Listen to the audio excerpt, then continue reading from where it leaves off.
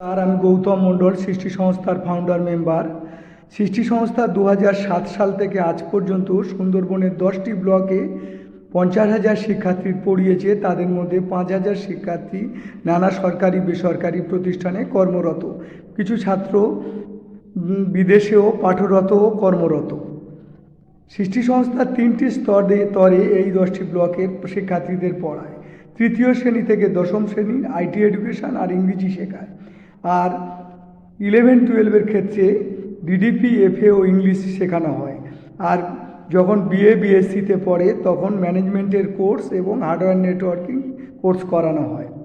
এই কাজের জন্য আমরা সৃষ্টি কম্পিউটার সাক্ষরতা মিশন সেন্ট্রাল গভর্নমেন্টের প্রজেক্টের আন্ডারে এই কোর্স করিয়ে থাকি। সৃষ্টি সংস্থার এই সুবিশাল কাজের জন্য সাহায্যকারী সকল শিক্ষক শিক্ষিকা, ফান্ডিং স্টাফ, অভিভাবকদের এবং ডোনার স্পন্সরদের আন্তরিক